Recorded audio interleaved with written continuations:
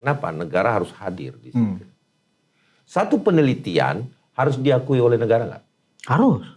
Bagaimana mau diakui kalau kita tidak memiliki BNSB? Siapa yang mau ngakui? Bahwa penelitian itu sah atau tidak sah? Secara kepemerintahan. Tidak bisa mengelak lagi bahwa ada partai besar di belakang ini. Ya. PDIP unsurnya balas dendam, sakit hati, ya kan? Logikanya ya. Logikanya, ya kan? Kemudian Demokrat, logikanya adalah kepentingan elektoral. Dengan di framing ini sedemikian rupa, Demokrat berharap citra, kebaikan, reputasi Pak Jokowi yang mantul ke Mas Gibran akan ambruk, sehingga untuk 2029 Pak Prabowo merasa nggak nyaman kalau berpasangan dengan Gibran, kan itu tujuannya. Nggak akan takut lah, intinya seperti itu. Bahwa kita lihat apakah dalam pertarungan hubungan ini you yang benar atau kita. Ini tidak ada menang jadi abu, kalah jadi arang, nggak ada. Ya. Ini lu apa gua.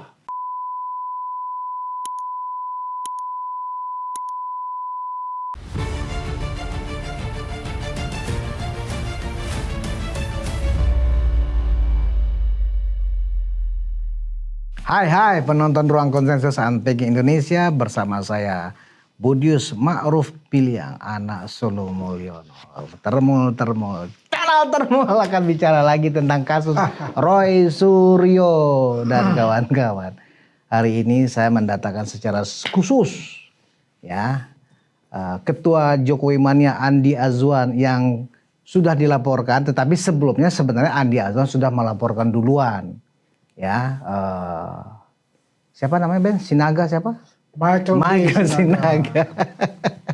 Dan saya sudah bersama Andi Azwan dan kuasa hukumnya, siapa lagi yang paling terkenal saat ini, Sekjen Pradi Bersatu Adi Darmawan. Siap, makasih Bang Budius. Apa kabar? Baik. Alhamdulillah sehat selalu. Kita adalah termuliakan. Ini termuliakan. Jadi yang bergabung bersama termuliakan akan selamat hidupnya dunia akhirat. Amin. Amin. Gue baru ngelihat ada kaos menarik gitu loh. Tulisannya adalah semua akan termul pada waktunya. Serius loh? Iya ada.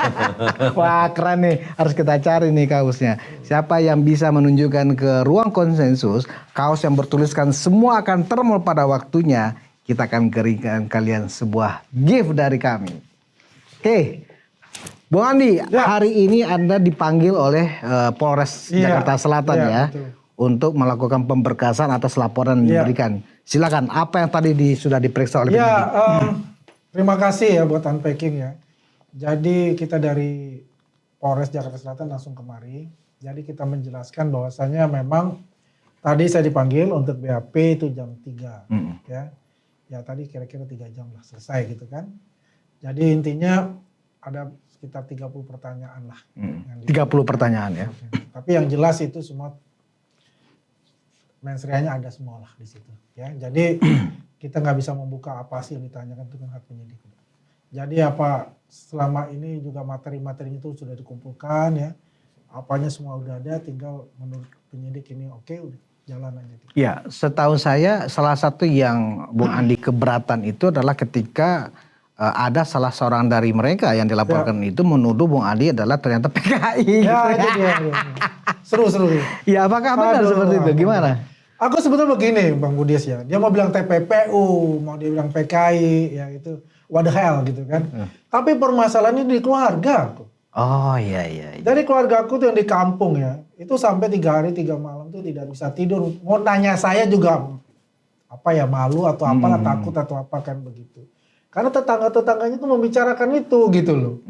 Ya, makanya waktu itu saya pulang ke Makassar tuh. Saya sempatkan untuk ke Bone, saya bertemu semua.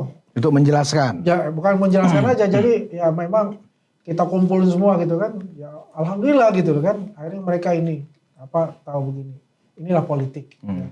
Pasti akan mencari celah untuk menjatuhkan lawan politik itu gitu. Yang terpenting saya bilang bahwasanya satu, saya tidak korupsi. Yang kedua adalah kita kan tahu kalau di adat Bugis itu ada namanya Serina Pace. Apa itu? Ya. Kehormatan untuk membela suatu kebenaran itu adalah harga mati. Apa terkait dengan apa itu budaya siri itu? Ya budaya siri itu gitu. Dan kita kan yakin untuk itu. Dan kita lihat kan berproses, berjalan ternyata kan apa yang dilakukan oleh mereka kan omong kosong. Dan selalu fitnah yang dibuat oleh mereka kan. Ini kan permasalahannya. Apapun yang dilakukan dia tidak akan percaya kecuali ini. Makanya saya selalu katakan, kalau bicara Roy Suryo, ya itu ada bicara bersama adalah palsu. Kedua bohong. Ketiga, Roy Suryo paling benar di antara yang lain-lain.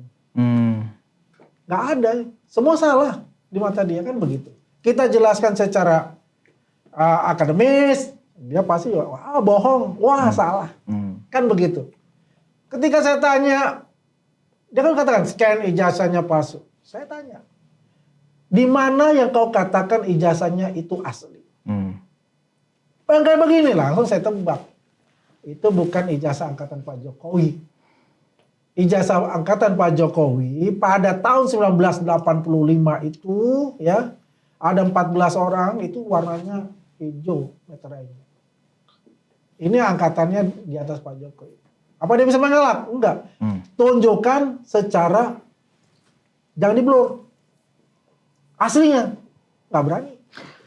Bung Andi, sebenarnya Sinaga atau Michael Sinaga ini itu adalah tim propagandanya Persis. tim Roy Panci ini atau memang dia media yang independen sebenarnya? Itu bukan media independen. Kan kalau media itu kan kode etik jurnalistik kan cover both side. Betul kan? Pertanyaan Kak, apakah podcaster itu masuk ke dalam suatu media mainstream misalnya? Ya kan? Kan kita lihat dia kan mengatakan bahwasanya dia adalah wartawan utama kan. Kalau saya 2017 berarti di umur 20 sudah wartawan utama, Bos. Gak masuk akal sih. Wah, sangat gak masuk akal. Lulus kuliah aja belum. Iya kan? Kan umur dia 36 nih. 2017. Berarti udah jadi wartawan ya. Berarti kan ngeri dong. Berarti gila nih. Hebat benar dong. Dewan Pers. Kalah semua loh. Kalah. Orang yang sudah puluhan tahun belum tentu dapatkan hebat semua status kan sebagai wartawan utama itu. Iya, ini kan itu suatu pertanyaan juga. Karena begini juga. Seorang jurnalis kan kalau bertutur kata itu kan terkontrol ya. Tutur katanya. Kayak saya dong ya. Oh, kalau Budius mah dia punya anak buahnya luar biasa. Ya kan? Artinya semua dari tangan Budius itu jadi orang semua. Alhamdulillah, gitu. Amin. Iya. Itulah pertanyaanku. Kenapa dia melakukan tidak cover both side misalnya? Dan kemana-mana ngikut terus dengan mereka kan. Ya menurut saya ini adalah propagandanya, tim propagandanya seperti itu. Oke. Saya ke penasihat hukumnya Bro Andi, Bung Ade. Ini sebenarnya sudah masuk ke pertarungan baru nih, lapor melaporkan. Ya. Saling Ya lapor. kan, saling melaporkan.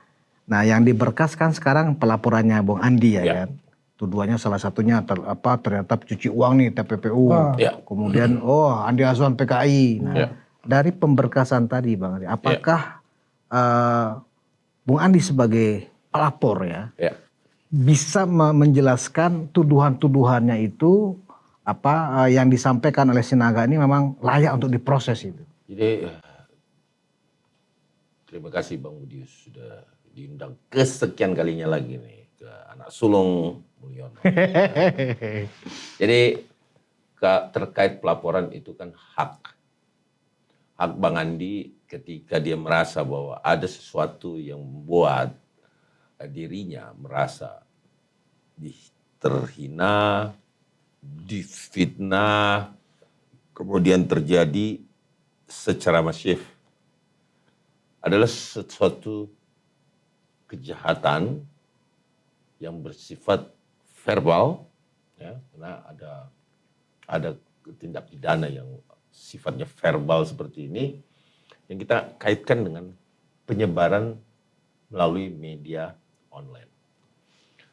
Nah, ketika berbicara media online, jejak digital itu kan tidak bisa dihapus.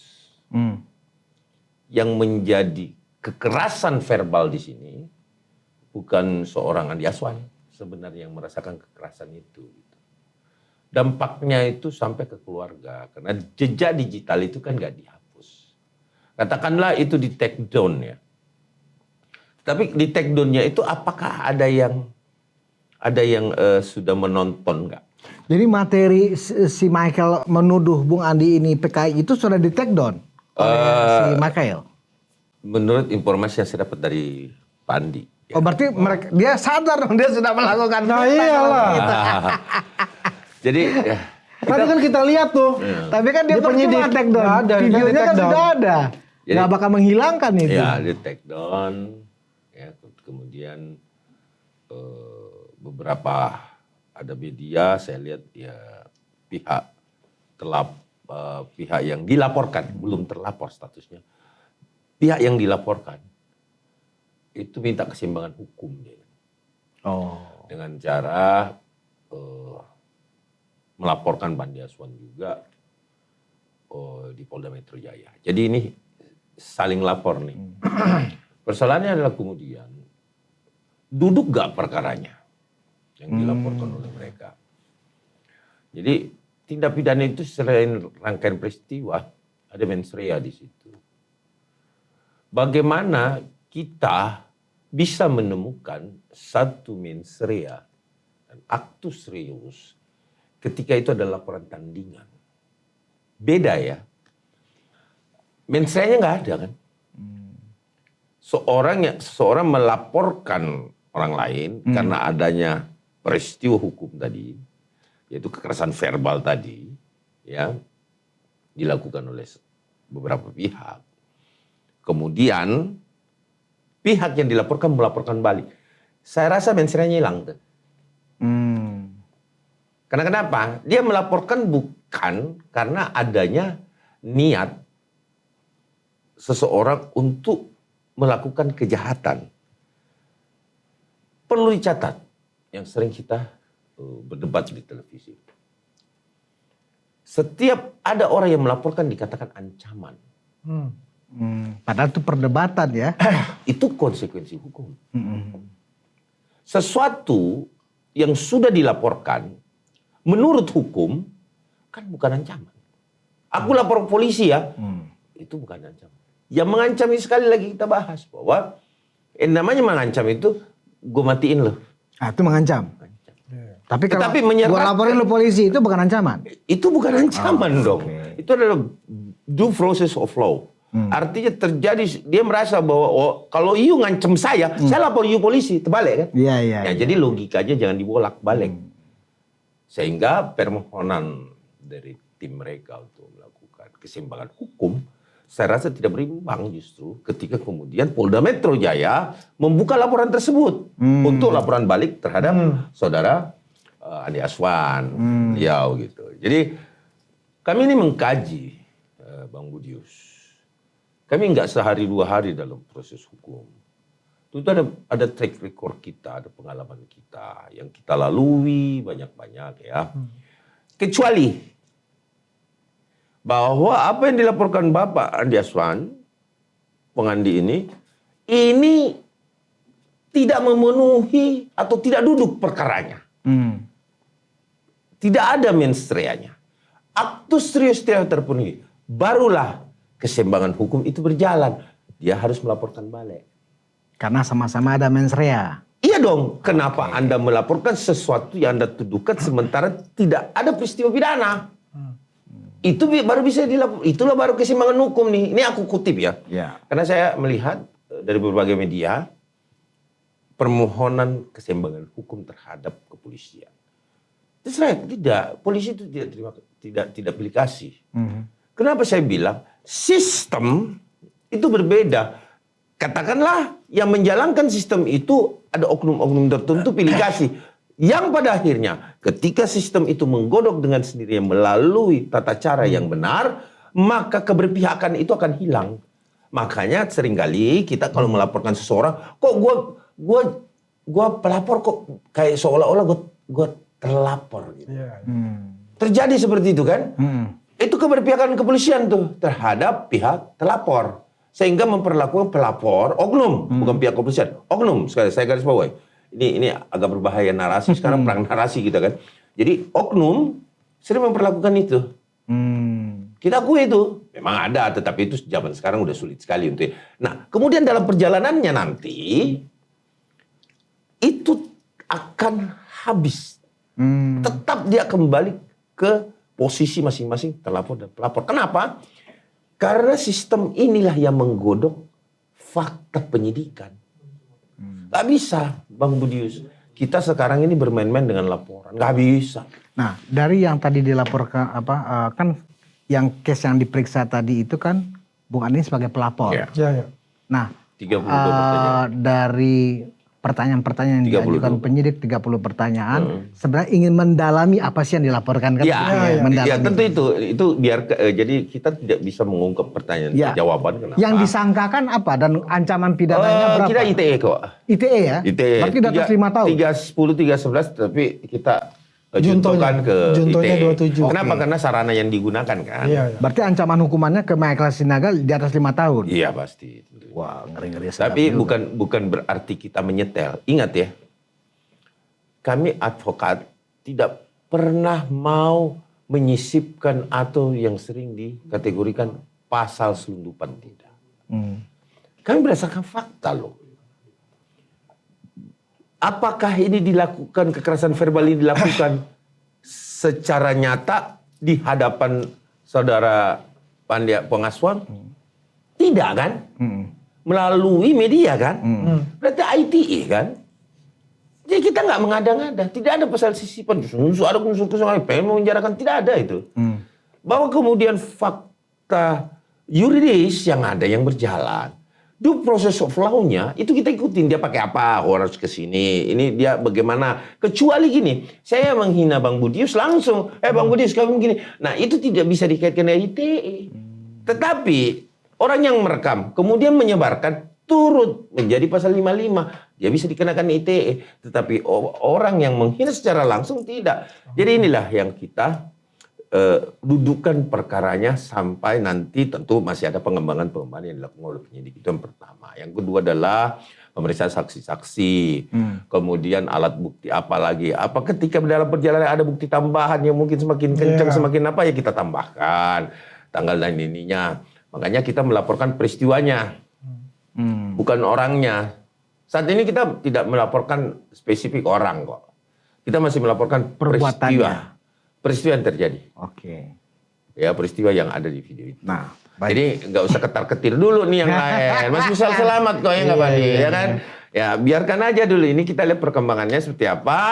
Tapi pada dasarnya memang orangnya kita, ini loh orangnya. Tapi kita kan nggak mau menyebutkan siapa sih namanya. Orang ini kan kami nggak hafal. Kalau kami lawyer kan nggak melihat itu kan. Iya. Jadi kita melihatnya, oh ini ada orangnya, kulitnya merah, kuning, hijau, dan lain sebagainya. Ini manusianya pasti punya nama kan gitu. Tentu websitenya juga diperiksa gitu. Baik. Nah, itu langkah awal yang masih saya rasa perlu waktu sekitar 2-3 bulan. Ya baru kita lihat perkembangan yang lebih agresif ya. Semoga. Gitu. Ada juga orang yang menilai ini hanya mereka sedang mengalihkan perhatian, ya kan, geser isu. Ya kan?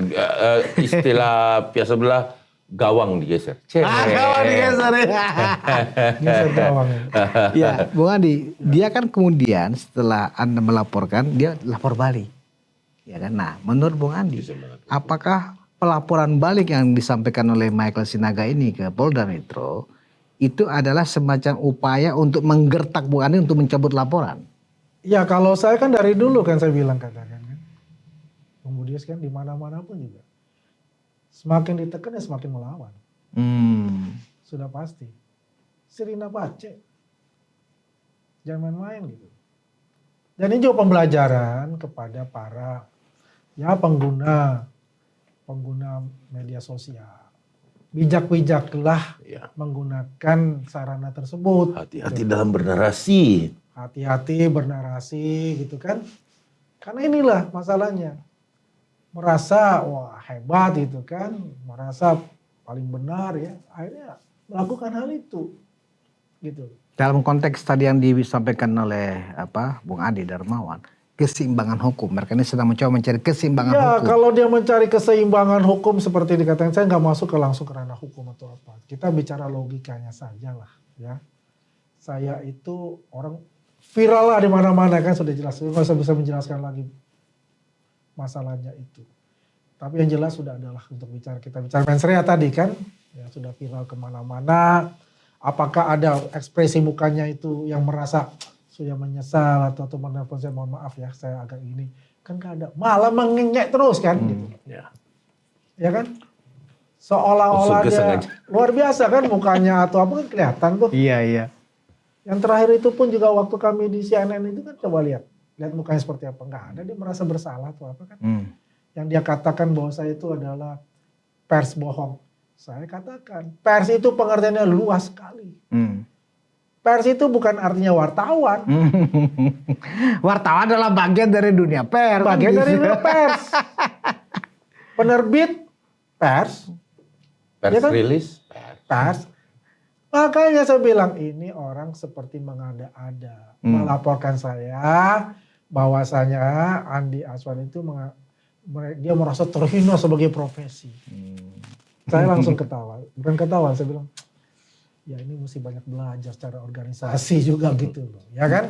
Terhadap ancaman hukuman yang dituduhkan ke Bung Andi, takut gak sih dengan nggak takut? Nggak takut.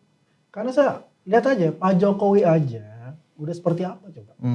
Mantan presiden loh. Dikuaknya kayak seperti apa kayak gitu. Apa dia takut kan enggak? Karena apa? Dia merasa punya benar kok. Bagaimana Bang Budius, lu sekolah gitu kan, lu punya temen, institusi lu udah ngomong, lu punya ijazahnya, terus dibilang ijazah lu palsu. Sakit gak dibilang gitu? Jadi Bung Andi sedang mencoba meneladani sikap Pak Jokowi ketika dilaporkan gitu ya, dihina gitu ya. Saya salah satunya adalah suatu contoh keteladanan yang baik. Ketika dia menjadi presiden, apakah dia melaporkan seseorang? Berarti laporan Michael itu dianggap laporan yang mengada-ada? Mengada-ngada buat saya. Karena itu 2 bulan yang lalu dalam suatu perdebatan di stasiun TV tersebut, ya dia dengan angkunya dan bagainya dan juga yang macam-macam lah ya, kelitan-kelitannya seperti apa gitu kan nggak bisa menjawab pertanyaan saya. Sepertinya mereka memang sedang mencoba mencari teman ya. Mencari teman sehingga kalau misalnya oke lah kita masuk, cuman Andi Aswan juga harus masuk. Yang menarik ya, bukan Andi Aswan aja loh. Ya teman kita Irjan, adik kita Irjan itu kan ditarik-tarik juga sama dia kan. Ini saya bilang, dia bilang apa? Ya saya pertama Irjan, tapi kan nggak adil kalau saya tidak menarik Andi Aswan juga sih. Saya bilang ini goblok kali. Secara ini ya, mohon maaf ya saya bilang. Kita ini bicara hukum itu bukan ngacar ngecap gitu. Mesti diperhatiin dulu. Saya aja nggak berani bicara tentang hukum. Serius aku bilang. Karena ini masalahnya bukan masalah hal yang diperolok-olokan. Bukan. Masalah hidup mati orang juga di situ kan ada hukum juga. Masalah masa depan orang itu di situ juga kan ada masalah hukum juga di situ. Kan gitu. Ya mohon maaf ya, aduh saya bilang ini anak muda ya katakanlah punya potensi, katakanlah ya punya keberanian ya, tapi salah asuhan. Nah kalau tim mereka itu kan selalu membangga-banggakan ya Bung Adi, bahwa mereka itu didukung oleh 1000 pengacara dan seterusnya. Nah kalau Bung Adi ini didukung oleh pengacara selain Pradi Bersatu, apakah juga ya, kalau saya lihat cukup lah Pradi Bersatu. Enggak harus seperti mereka ya. Tim Merah Putih. Di belakang Andi Aswan ada 2000 pengacara kan gitu. Saya kan nggak mau ngecap. Nggak perlu begitu ya. Perlu lah. Karena ini kan masalahnya bukan sosok seorang kayak model Pak Jokowi yang dikatakan oleh mereka ini masih mempunyai kekuatan yang besar dan sebagainya. Mereka merasa ketakutan harus didukung dengan itu dan ngecap seperti itu. Andi Aswan itu bukan siapa-siapa. Oh, iya. Biar aku kasih klarifikasi. Nah, ya, silakan Bung Adi. Jadi kalau menggandeng Pradi Bersatu Andi Aswan, waduh, kegedean. Kegedean sebenarnya ya. Kegedean. 34 provinsi. Satu provinsi ya. 12 sampai 15 anggota. Senior. Belum anggota ya. Pengurus 12 senior itu ya. 12 sampai 15 senior pengurus kali 34. Kabupaten kota. Satu kabupaten paling sedikit 6. Paling sedikit 6. Ini udah unjuk gigi nih, sedap lima- nih kalau udah unjuk gigi begini. 523 Iya. kabupaten kota. Aha. Kira kalau gandeng itu kan kegedean. Hmm. Makanya lah saya sampaikan tadi. Kita membentuk advokat bersama. Hmm.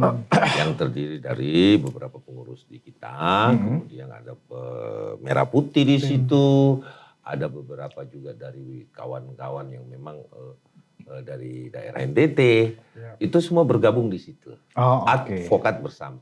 Karena kalau Pradi Bersatu terlalu besar, bos. Hmm. Masa ngelawan CS mereka yang segitunya aja kan enggak lah. Kita belum sampai ke tahap Pradi Bersatu menurunkan semua senior-senior yang ada di dalamnya. Nah, kita juga tahu bahwa ini kan kasus kalau bisa diselesaikan oleh kita aja lah ya kan. Begitu loh. Tetapi khusus buat Bang Andi Aswan. Diterjunkannya seorang sekjen Pradi Bersatu mendampingi Andi Aswan sudah lebih sangat kokoh lah ya. Inilah special request. Kami turun untuk memang mendampingi langsung beliau. Kenapa? Karena kami paham betul. Karena mengikuti Bang Budius. Kami sebenarnya tidak diminta pasti juga akan membela Bang Andi. Kenapa? Karena kami mengikuti bait per bait, kata per kata. Bahkan kami turut ambil bagian dalam persoalan ini. Sehingga ketika kemudian berbicara fakta yuridis, ya tentunya kami yang paling paham kan. Apa sih yang terjadi dalam Kemelut? Saya membaginya 3 persoalan. Yang pertama adalah persoalan politik. Yang kedua adalah persoalan hukum. Yang ketiga adalah persoalan sosial masyarakat. Polarisasi terjadi mana-mana. Sehingga saya anggap ini adalah persoalan sosial masyarakat. Yang memang sengaja dibentuk oleh dunia politik itu sendiri yang berbenturan dengan hukum. Kita lihat Bang, nanti apakah persoalan political praktis, political will di dalamnya ini bisa diungkap atau tidak. Tapi kami yakini itu ada. Kenapa? Karena napasnya panjang banget. Panjang napasnya. Perkara itu enggak sepanjang ini kok biasanya. Tapi mungkin dikarenakan pengaruh Bapak Insinyur Joko Widodo ya. Kalau dikatakan cari panggung ya, setiap orang yang menyerang Bapak Insinyur Joko Widodo pasti dapat panggung. Pasti dapat panggung. Bukan hanya panggung, cuannya juga melimpah. Iya, pasti dapat panggung. Kenapa? Karena pasti banyak yang bermain di atas pergulatan ini. Wah, masuk dia. Yang cilakanya, Roy Suryo tidak sadar nih, bahwa lu lagi ditunggangin nih. Ntar kalau lu masuk ditinggalin. Kan itu. Nah terus juga partai pendukung, sekali lagi saya mau bahas. Kalau secara political will-nya, partai yang mendukung mereka, itu akan tergerus di masyarakat. Apalagi ketika ini masuk ke dalam peradilan dan memenangkan Bapak Insinyur Joko Widodo yang kami yakini selesai mereka. Partai politik di belakangnya habis. Iya selesai. Artinya habis. Saya sih nggak Habis, ini Pak. ya, nggak. Kalau ada ya. Nggak mencoba untuk juga menutupi ya. Secara fakta selama ini sudah nggak bisa mengelak lagi. Di belakangnya ada PDIP, ada Demokrat. Nggak apa-apa itu saya yang bilang. Mengadakannya masih takut-takut. Masalah gini. Orang hukum, bukan politik. Jadi dia mesti hati-hati. Ya. Dan saya juga tidak akan mengatakan bahwa apakah Partai Demokrat terlibat. Kalau kita lihat kan itu oknum-oknum semua itu. Iya. Ya kan? Iya. Apakah mereka masih sebagai pengurus partai kan belum tentu. Iya. Tapi kita yakinlah bahwa Ada, kalau ada ya. Partai Demokrat atau PDIP yang disebutkan Bung Budius buat kami sih itu tidak masuklah dalam hitungannya. Iya. Kira kan begitu loh. Mungkin oknum ya. Mungkin. Gini, saya setuju dengan narasi yang dibangun oleh Faisal Assegaf. Betul. Ya kan? Menurut Faisal Assegaf tidak bisa mengelak lagi bahwa ada partai besar di belakang ini. Ya. PDIP unsurnya balas dendam, sakit hati, ya kan? Logikanya ya. Logikanya, ya kan? Kemudian Demokrat, logikanya adalah kepentingan elektoral. Dengan di framing ini sedemikian rupa, Demokrat berharap citra kebaikan reputasi Pak Jokowi yang mantul ke Mas Gibran akan ambruk, sehingga untuk 2029 Pak Prabowo merasa nggak nyaman kalau berpasangan dengan Gibran, kan itu tujuannya. Jadi analisa Ini political atau, will ya. ya, Yang tadi narasi, saya sampaikan ada tiga narasi bagian. yang disampaikan Faisal Assegaf itu dalam standing ini masuk akal. Masuk akal gitu loh. Bahwa mereka membantah, ya wajar juga mereka membantah bahwa kami tidak terlibat. Itu sah saja. Itu political will. Iya. Tetapi kan publik juga punya logika sendiri. Dan publik itu, logika publik itu yang sudah dijelaskan oleh Faisal Assegaf. Oke, nah Bu Andi, sedikit lagi nih tentang pelaporan yang tadi itu. Sebelum kita sedikit lagi mendalami tentang update terakhir kasus Roy Suryo. Bung Andi ini kan dilaporkan karena ngebela dan terus-terusan sebagai diehardnya Pak Jokowi. Ketika dilaporkan seperti ini, Pak Jokowi tahu nggak dan apa respon beliau? Tahu. Apa respon beliau? Ya pokoknya ya respon beliau ya jelas ya. Maju terus atau bagaimana? Maju. Bung Andi nggak usah menghubungin Bung Andi kak? Pak Jokowi? Adalah. Kita nggak usah buka-buka seperti itu. Iya. Nggak, karena apapun begini. Pak Jokowi ini kan masanya mohon banyak. maaf aja Budi. Ya kan? Aku tuh selalu lapor kok. Selalu lapor Apapun ya? selalu lapor. Luar biasa. Nggak pernah saya nggak lapor. Saya selalu lapor. Ya sebulan sekali juga kan, karena aku ke Solo kan. Ya. Terus terang Bang Budi ya. Ketemu Pak Jokowi itu ada suatu energi. Ada satu energi yang kita tidak bisa ungkapkan. Artinya ada semangat gitu. Ya. Kalau kita bertemu. Serius aku bilang. Pak Budi juga pasti kan lihat juga bagaimana kan orang-orangnya dia, bagaimana itu. Saya makan bareng dengan Pak Jokowi itu rasanya makan setahun kenyang tuh. Nah, jadi kalau kita lihat apa dia aku Pak Budi ya. Iya. Dengan Pak Jokowi ini membela, pertama saya muncul di TV itu di ILC dulu. Itu bulan Agustus. Bulan Agustus tahun 2024. Setahun lebih. Iya. Bukan baru-baru yang baru muncul atau apa. Enggak, bukan itu. Karena banyak sekali kasus yang dilimpahkan pada dari IKN. Gila nggak dulu IKN itu obrak-abrik seperti apa. Nah kita juga paham siapa yang obrak-abrik itu. Terus dari IKN terus balik ke WUS. Terus perseteruan dulu waktu Mas Hasto itu kan. Iya. Serangan Terus PDIP. itu. Wah, udahlah kita nggak bisa bicara kayak gitu, ngeri saya bilang. Tapi dia tegar. Ketika saya menghadapi ini, apakah saya harus ngewek, mewek gitu loh, menangis atau apa? Gua takut enggak dong. Iya kan? Makin kencang. Artinya secara langsung Pak Jokowi sudah menyampaikan ke Bung Andi lawan terus demi Pokoknya kebenaran. beliau monitor. Cukup Monitor. kata satu aja. Beliau monitor gitu. Monitor, udah. Ya. Iya. Jadi kita nggak boleh panjang lebar. Iya. Yang jelas kita ini diehard Pak Jokowi ya. Tidak ada kata untuk mundur. Karena begini Bung Andi, kenapa saya tanyakan ini? Karena apapun Bung Andi ini kan merepresentasikan Pak Jokowi yang dizolimi ya. Jadi kan nggak mungkin menghadapi orang-orang receh ini harus Pak Jokowi ya, cukup kita lah, ya kan gitu. Nah mereka melaporkan sebenarnya ini adalah langkah sialnya Michael Sinaga sebenarnya. Kenapa saya bilang langkah sial? Yang mengagetkan kita pada saat pengumuman 8 tersangka ini, kok Michael Sinaga hilang gitu loh. Ternyata dia cari-cari masalah sendiri. Karena begini, yang dituduhkan dia itu kan sesuatu yang nggak masuk akal. Satu, terlibat pencucian uang. Yang kedua, tuduh PKI. Itu udah telak itu. Artinya apa? Dia melengkapi ya dari 8 menjadi 9 gitu loh yang akan masuk bersama-sama. Dan ini bisa yang duluan. Bisa dia duluan ya? Bisa. Ya karena ini nggak ada politiknya ya kan? Iya. Karena nggak terkait Pak Jokowi. Ini kan, gitu. kriminal murni. Ini pribadi nih Iya. udah nggak ada terkait dengan Pak Jokowi. Nggak kan? ada. Jadi politisasinya tidak murni hukum banget. Terus memang saya memperhatikan duduk kok perkaranya. Iya. Duduk ini. Jadi sehingga saya rasa ya harus mempersiapkan semua. Ya silakan di-tackle kalau dapat bola kan. Nah, bolanya mau lari kemana silakan monggo ya kan. Apa yang mau dilakukan dengan cara apapun monggo silakan. Misalkan ada pembelaan mau prapit dan lain sebagainya monggo. Itu nanti kita sih intinya Bung Andi sudah menyerahkan kepada negara. Hmm. Bahwa apa yang dilakukan dia minta kehadiran negara di sini untuk membela Bung Andi kan. Ya. Sebagai orang, kalau orang sana sih Bang Budius itu memang ada sirina pace. Artinya rasa malu yang dibungkus dengan prihatin.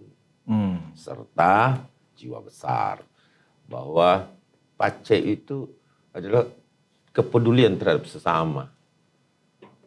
Nah, itu yang dalam sekali ya artinya kalau di orang Bugis Makassar ya. Dan belum pernah ada di dalam sejarah untuk mundur selangkah pun ketika dia sudah maju sebagai seorang fighter, ya dia tak akan mundur.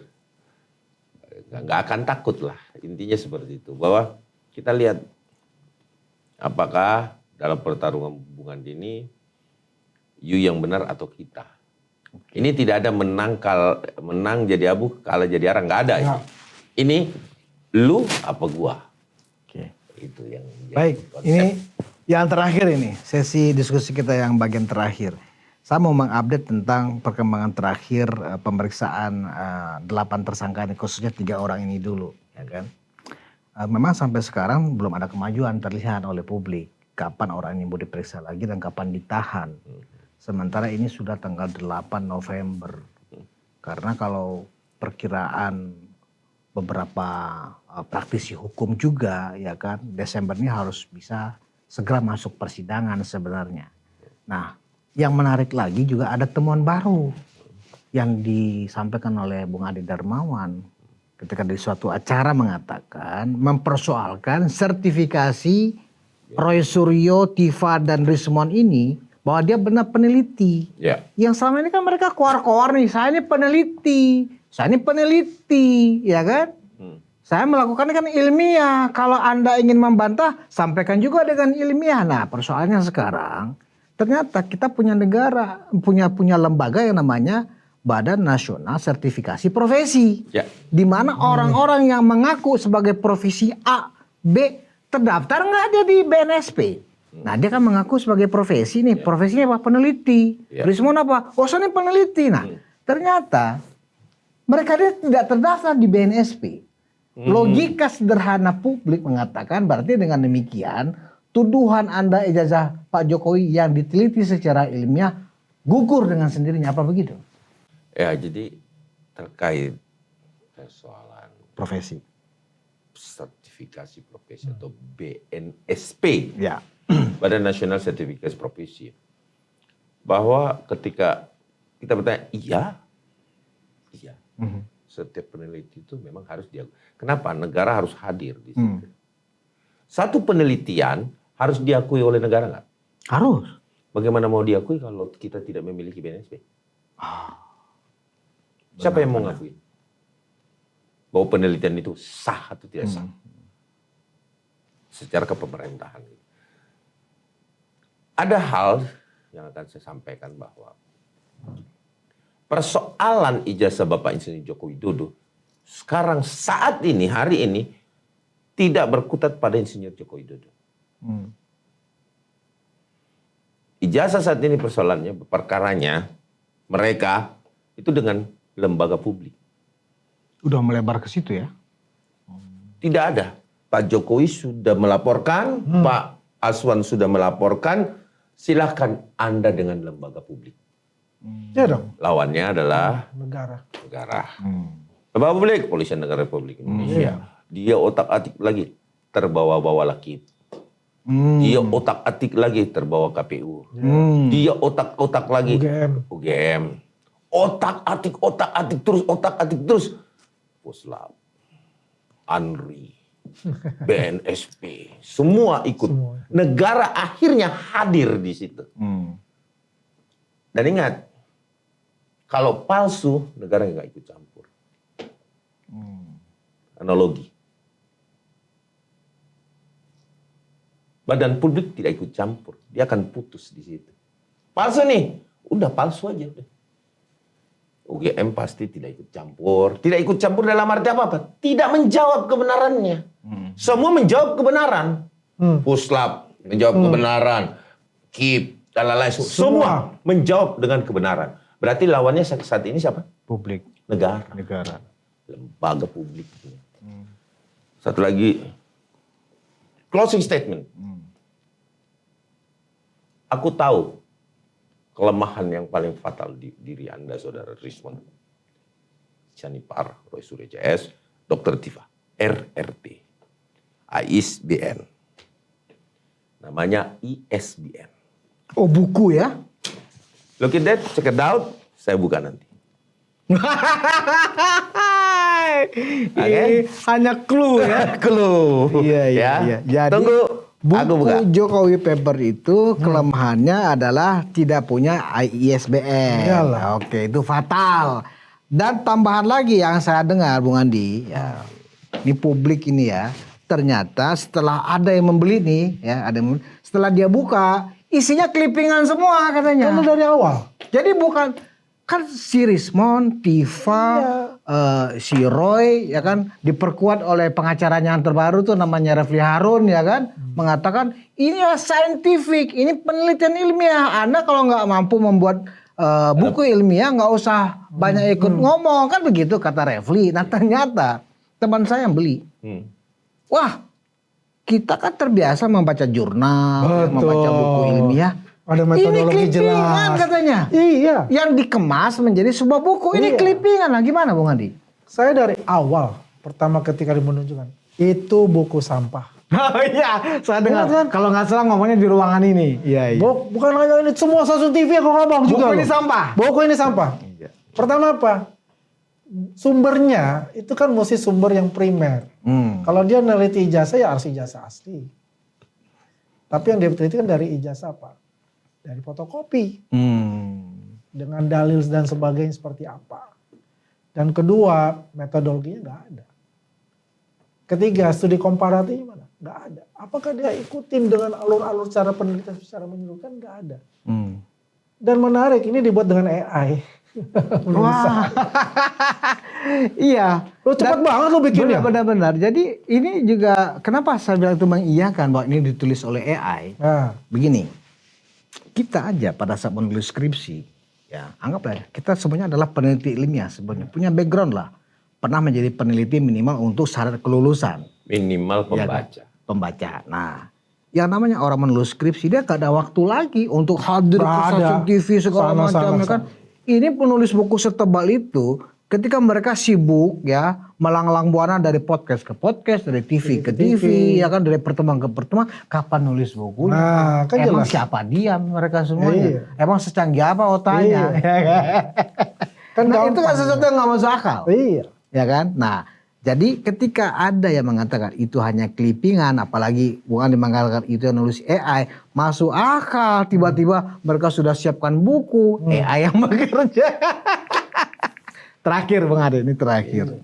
Publik pengen tahu, ada drama atau video yang dilihat oleh jutaan orang juga barangkali, setelah mereka diperiksa, pemeriksaan pertama nih, teroris, ya kan, kelima orang ini. Kemudian si Rismon berjalan dengan muka pucat. Terus di belakangnya Kurniati nangis-nangis. Apa yang terjadi? The next gitu Mas. Salah satunya ISBN. Itu yang menyebabkan. Satu itu dan ada beberapa poin lagi yang akan saya ungkap. Spesial untuk unpacking nanti. Oke, berarti memang Tunggu yang 5 dulu diperiksa ya. Iya dong, Aku buka semua, tak satu-satu, ta. Yang membuat Rismon nangis ini, yang membuat ini. Karena kami sangat, saya pastikan bahwa apa yang saya rasakan di dalam pendidikan itu kami betul-betul komprehensif. luar biasa. Ya, Terima kasih. komprehensif. Saya minta closing statement hanya dari Bung Andi. Ya, Apakah closing mereka yakin pasti di penjara? Closing statement saya yaitu adalah apa yang kita perjuangkan bersama-sama dalam mempertahankan kehormatan dari mantan presiden kita Pak Jokowi dan juga bagaimana mereka membuat suatu gerakan-gerakan untuk membuat suatu kegaduhan-kegaduhan di negeri ini dengan tujuan utamanya bagaimana memakzulkan Gibran. Hmm. Andi Aswan itu bukan siapa-siapa. Hmm. Tapi ketika harkat dan martabatnya ya diusik, pasti dia akan melawan untuk itu. Apalagi seorang Pak Jokowi, mantan presiden. Tapi ini ada suatu manusia langka, ya, yang penuh dengan kenegarawanan, kasih sayang. Di kuak-kuak udah puluhan tahun lah ibaratnya, bukan puluhan tahun, katanya udah beberapa tahun gitu. Tapi dia tetap tenang, tetap sabar menghadapi itu. Ya, apalagi sekarang sudah sebagai warga biasa punya hak untuk menyampaikan itu. Kalau misalnya masih presiden, pasti dibilang abuse of power menurut mereka. Jadi itulah gambaran bahwa kita ada satu pembelajaran humanity dari seorang sosok namanya Pak Joko Widodo. Dan kami semua termuliakan ini, termul ini ya tidak ada sedikit pun untuk mundur dalam pertarungan ini. Kita akan bertempur sampai tetes darah penghabisan. Terima kasih Bung Andi Aswan, Bung Adi Darmawan, terima kasih. Kita berjuang sampai titik darah terakhir untuk bela kebenaran. Bela kebenaran. Termuliakan, termul ada di dalam diri Pak Jokowi. Jadi kita sebagai termul juga ikut merasakan bahwa kita adalah orang-orang yang termuliakan. Dan saya yakin Pak, semua pada waktunya akan jadi termul. Terima kasih atas perhatian Anda. Kita berjumpa lagi di ruang konsensus berikutnya. Assalamualaikum warahmatullahi wabarakatuh. Waalaikumsalam.